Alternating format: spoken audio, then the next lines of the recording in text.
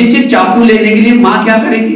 खींचेगी तो छोड़ेगा नहीं, दूसरा खिलौना देगी, और जब दूसरा खिलौना देगी तो बच्चा चाकू छोड़ देता है। इसी तरह हमारा मन भी एक बच्चा है, नादान है, सोचना उसको अच्छा लगता है, चाहे नेगेटिव हो या पॉजिटिव। तो मन रूपी बच्चे से नेगेटिव रूपी चाकू लेने के लिए पॉजिटिव का खिलौना क्या करना है? कभी भी अपने संकल्प को नहीं चलाना है। और जिसने अपने संकल्प को चलाना बंद कर दिया, व्यर्थों से मुक्त हो गया, वो जीवन में जो चाहे कर सकता है, वो जीवन में चमत्कार। यही साधना है, यही तपस्या है।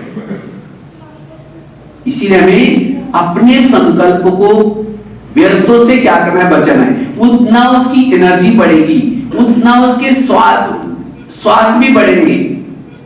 जिसके संकल्प व्यर्थ जाते हैं उसकी आयु भी कम हो जाती है।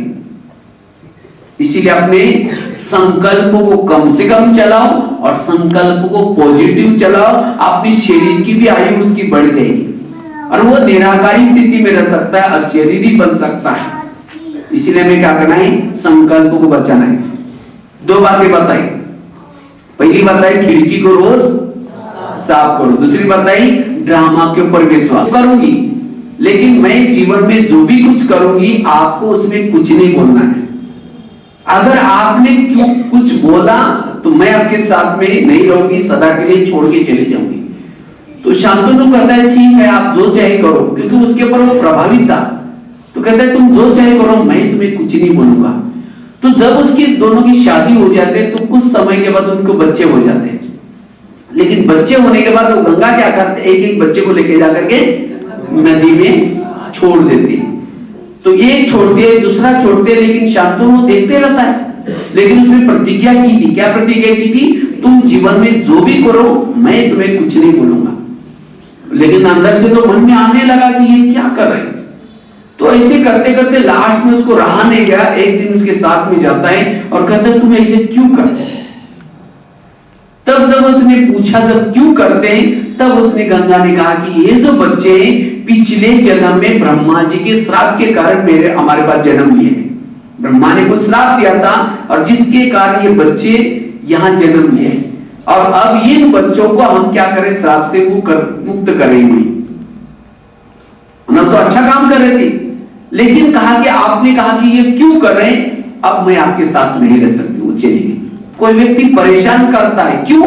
क्योंकि उस व्यक्ति का आपके पिछले जन्म का हिसाब किताब है, और इसीलिए वो तंग करके अपना हिसाब क्या कर रहे हैं? चुप्त कर रहे हैं। लेकिन हम करते हैं ये क्यों करता है, ये मेरे साथ क्यों करता है? ज्ञान गंगा आपके बुद्धि से चली जाएगी। इसीलिए ज्ञान को बुद्धि में रखने के लिए हमारे जीवन में जो कुछ होता है इसके बारे में हमें क्या करना है? चुप रहना।